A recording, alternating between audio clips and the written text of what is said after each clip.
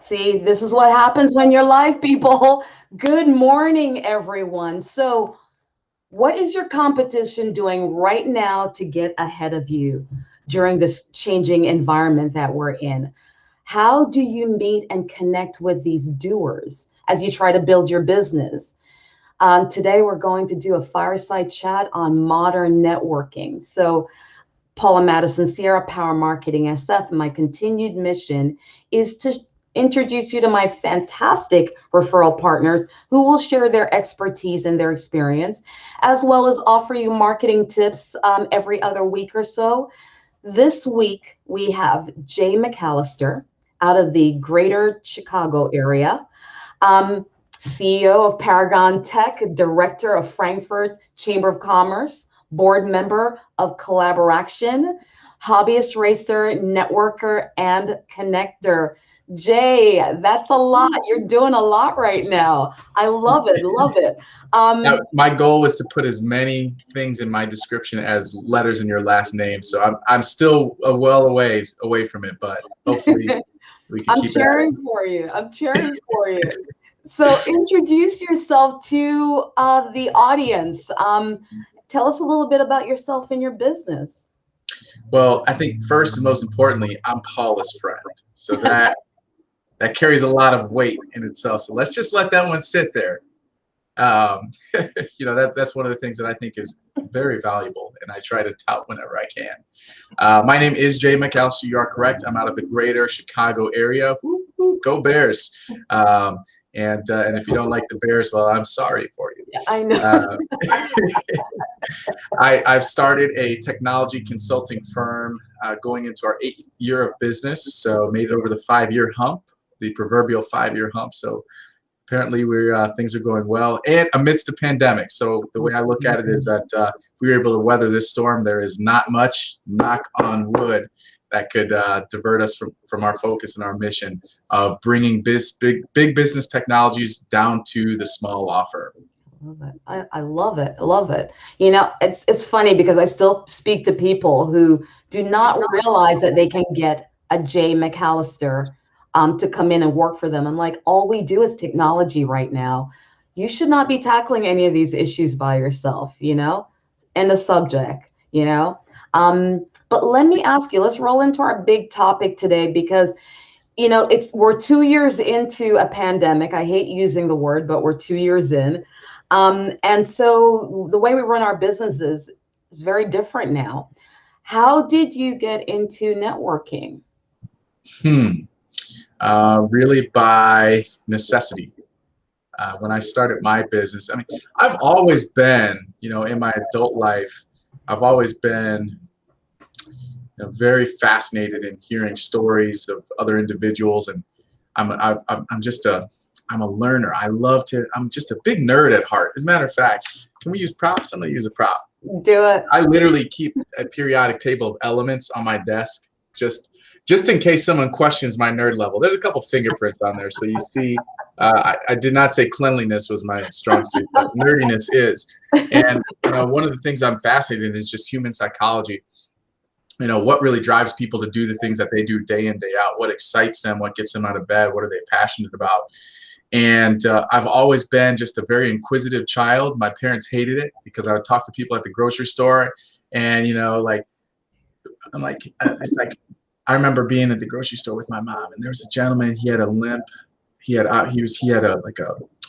bunch of medals, so he was clearly a military veteran. Yeah. And I just asked him, I said, "Why are you limping?" And my mom's like, "Oh, you can't ask people that." And he explained his story, and it was, military related. And, I've always been very inquisitive. Now, what that's done in my adult years is I've learned to tailor that down, or I've learned to ask a little better questions, maybe, and just try to understand people's mindsets and try to get into their thought process in their heads. And that's just allowed me to generate rapport really quickly, build some really deep connections. And I realized that when I started my business, that there were some real benefits of connecting with others in that way beyond just the surface level. I'm always interested in the person behind the profession. Yeah. The profession is very important, but I think by taking the approach of really wanting to understand at a deep level the person that's across the table from you, it just opens up the door to opportunities for business together. Absolutely. People forget sometimes they're rushing into the room with their hands out sometimes, but maybe slow down. Let's just ask questions about the person behind the business, because as a marketer, I come at it, even if you're two exact businesses, you are going to be different because the business owners are different. And so that's pretty much it. But let me ask you, what does networking look like now? Because we are so separated right now.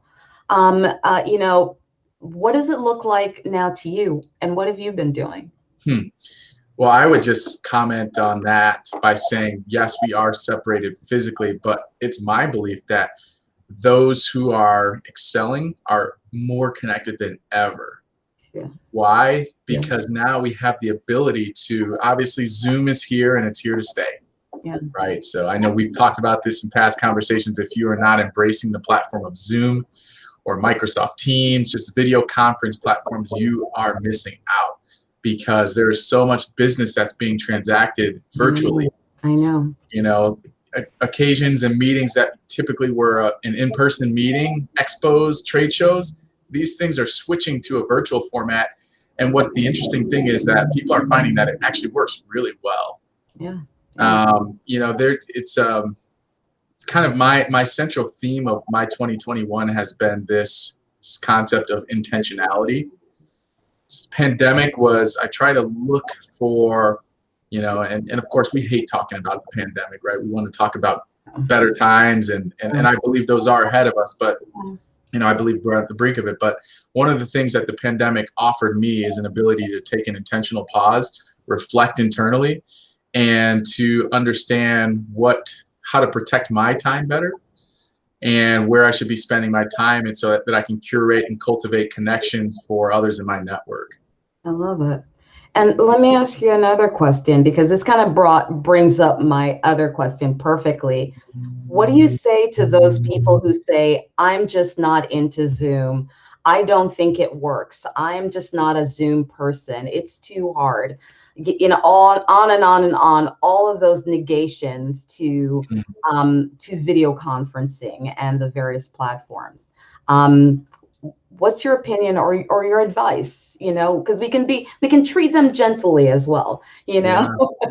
Well, as far as what do I say to them, I can't say anything to them because I'm on Zoom all day, baby. And then if they're not there, I have no way of communicating with them. So. Yeah, I can't even see your name anymore. Right. It was funny because I think I shared this with you that I spoke to someone this week who literally said, I don't do Zoom. It doesn't work. It's not comfortable for me. And in that, the unspoken words that I heard was, I'm waiting for face-to-face to come back. And I'm like, well, it's been 2 years.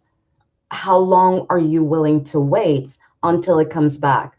Because sadly, I had forgotten who that person was because I haven't seen them, because like you, I'm on video conferencing all day. I'm team meeting, client meeting, networking, and of course, the hybrid of that.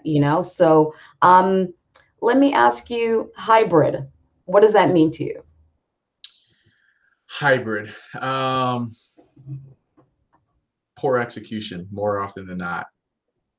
A lot of the hybrid meetings that I've been involved with, one, the concept of Zoom and in person and mixing those together does not work. It's just, when you try to take one world that's in a virtual medium and then combine it, juxtapose it with a live meeting, it doesn't work well.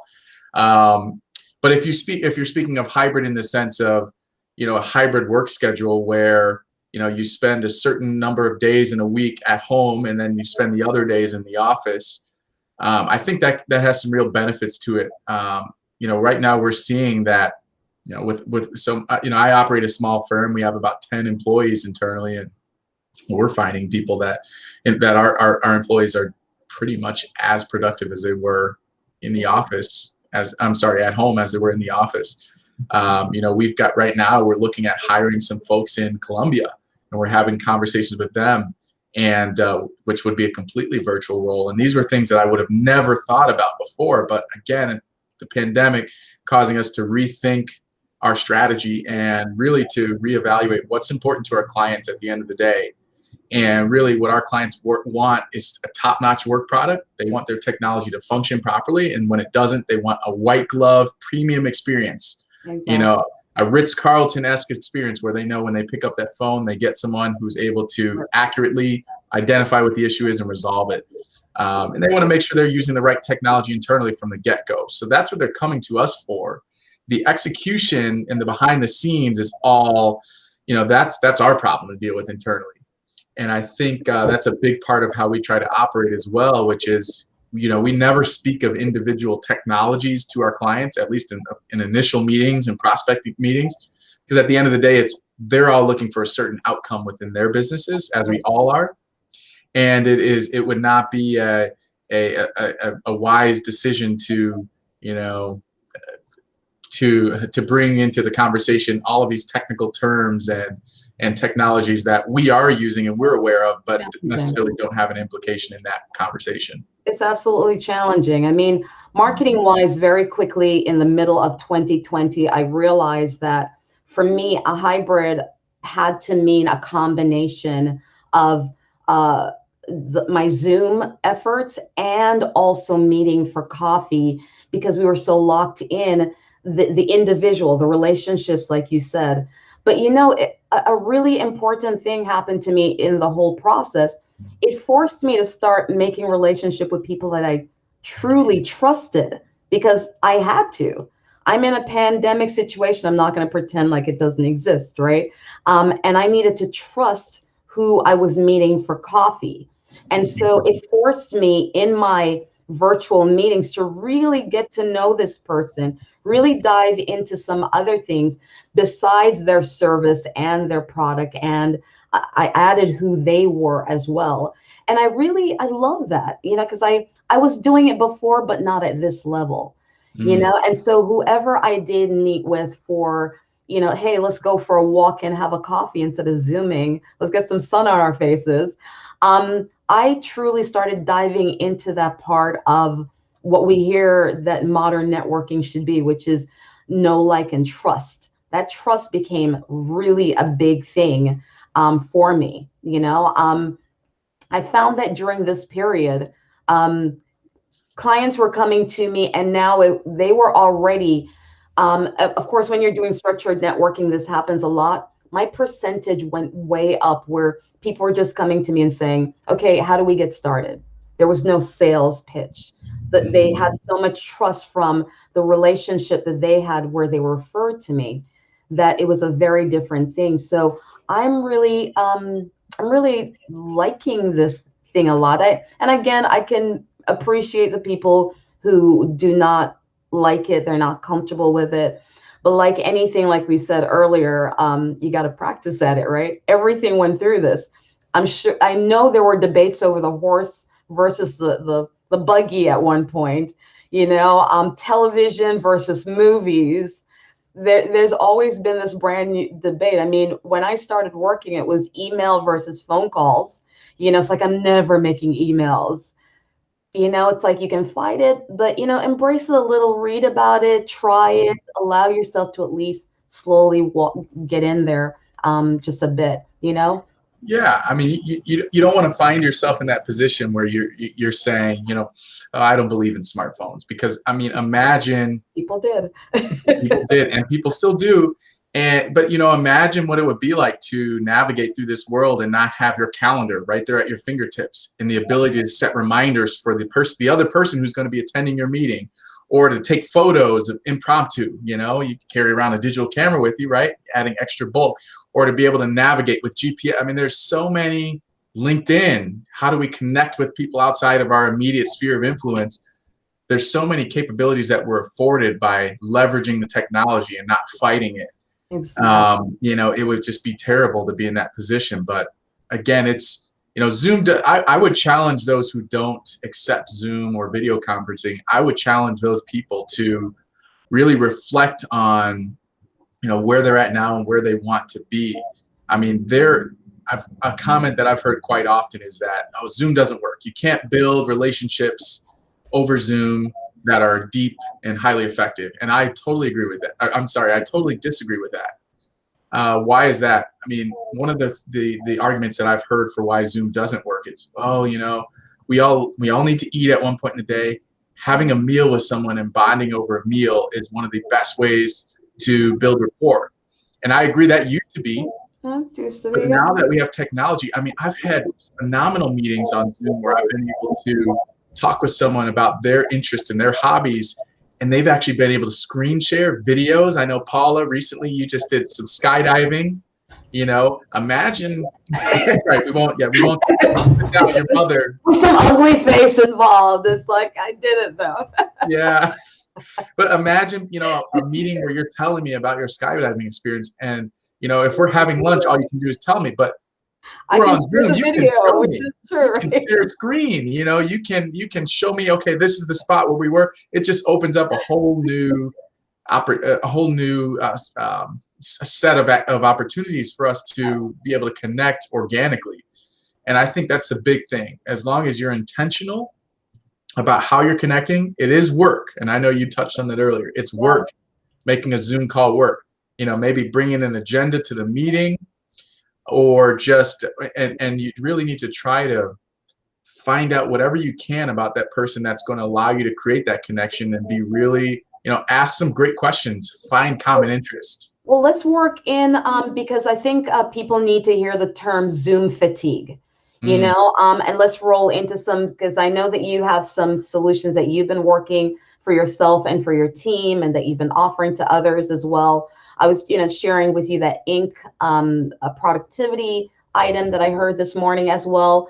Tell me about some of your Zoom fatigue solutions that you have, because in support of the folks who are like, no, I hate it. I understand the fatigue of being on meeting after meeting after meeting after meeting, but it's such a brand new technology. So we're really trying to embrace it and figure it out and do a better job at working it. Eventually, we're going to be pretty stellar at how we comfortably use it. But right now, we're going through some Zoom fatigue in these networking meetings. What are your solutions? Well, I think a big part of the Zoom fatigue comes from unstructured meetings. Again, talking about having an agenda for the meeting, it can make a meeting so much more impactful. We talked about earlier, meetings that were live pre-pandemic that were scheduled for an hour, and we've learned that meeting via Zoom, we're more focused on the task at hand. Maybe we can cut that down to 45 minutes. Nice. And to be honest, in most cases, I try to cut them down to 30 minutes. Really? And I've had really effective meetings by just setting a time slot, having an agenda, and saying, these are things we're going to discuss. And then if we need to set up a recurring follow-up meeting, we can go ahead and do that at the end.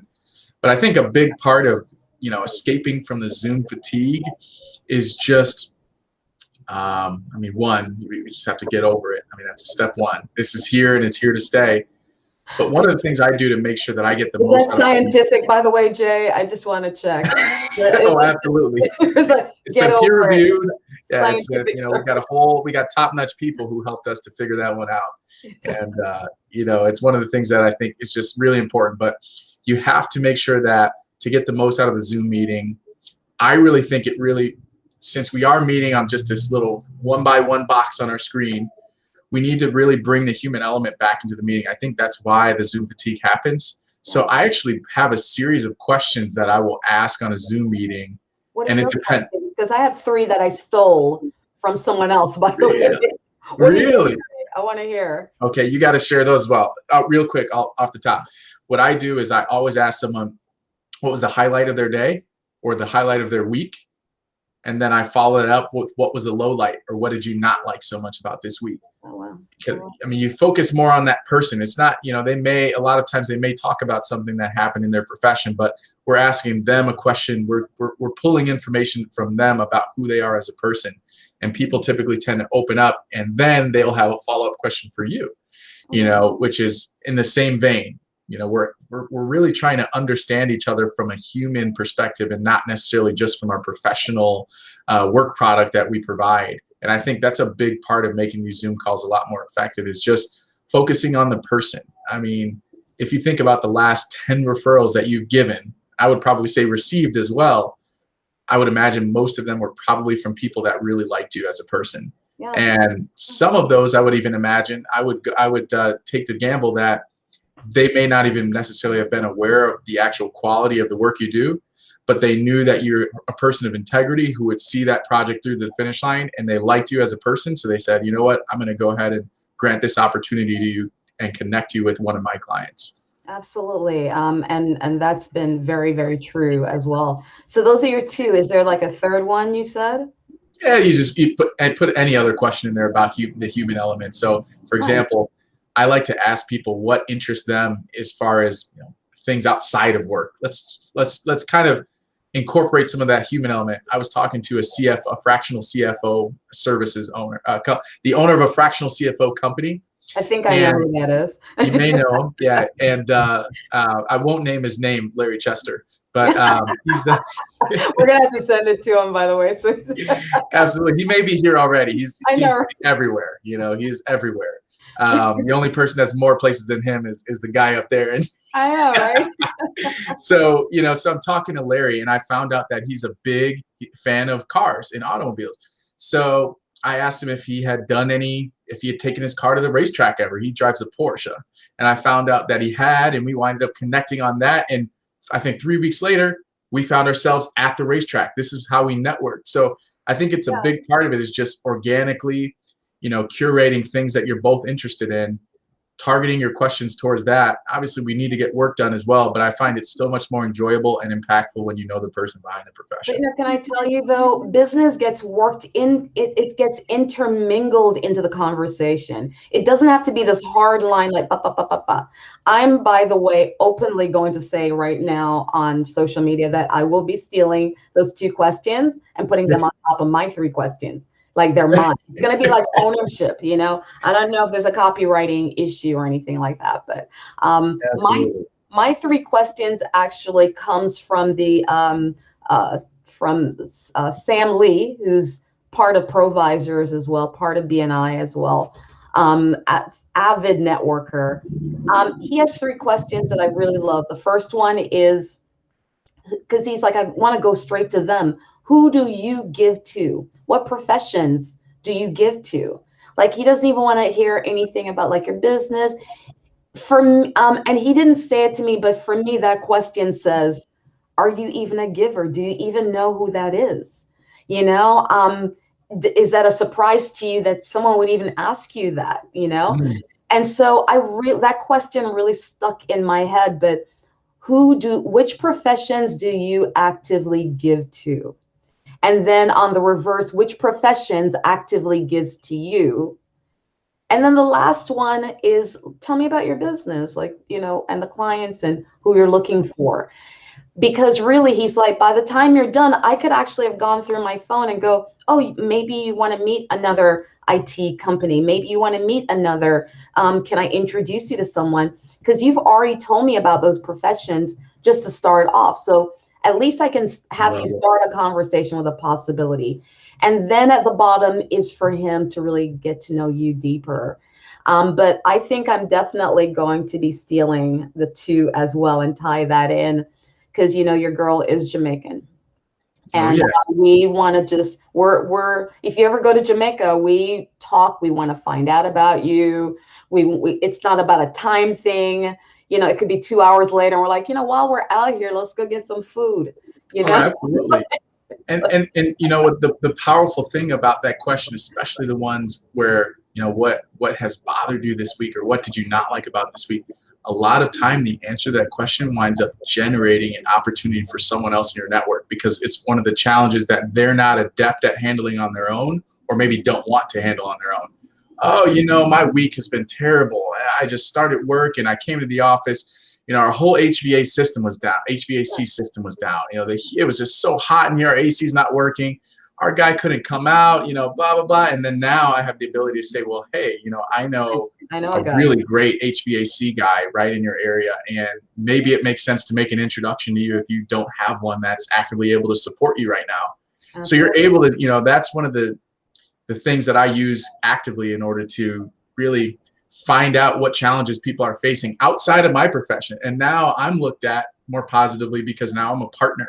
I'm not necessarily looking to support you just from what I can do professionally and what I can make money on, but I'm looking to just elevate you with either my services potentially or someone in my network. Absolutely. I think that's the positioning. Sadly, we're going to have to wrap up the show, but I think that was a perfect way of closing up the show because people come at networking thinking that it's about getting business. I want to get business now from my client, from my potential client. But Jay, I think you just said it best, which is it's about becoming a resource to your clients and even the potential guys, the guys who haven't even purchased from you yet. But you're allowed to be in front of them. You're given the opportunity to be in front of them. So why not listen to everything that affects the business? So you're the call that always happens. Do you have a guy for this? Do you have a guy for that? When I say guy, I mean girls too. Sorry, ladies. Don't no text, please, no DMs. But Jay, thanks so much for being on the show today. It's like a perfect wrap up to remind us we need to incorporate networking into our marketing strategies. 2022 is around the corner. We still have opportunities for fourth quarter. I'm going to suggest to people to get out and try this, but don't just show up on a Zoom call and sit there quietly. Absolutely. Engage, interact, research, find out about who's going to be there before they get there. The workday starts the day before, and it forces you to get to know the folks on the call. So guys, as always, you hear my battle cry, which is fight obscurity, stay visible, please. How can people connect with you, by the way, if they want to reach out, find out more about the Janus of it all? Sure. Well, first of all, let's get them on Zoom, right? And they can they can connect there. After we connect on Zoom, of course, I'm on LinkedIn, Jay McCallister, or my email, which is Jason, my full name, at Paragon, PARAGONUS.com.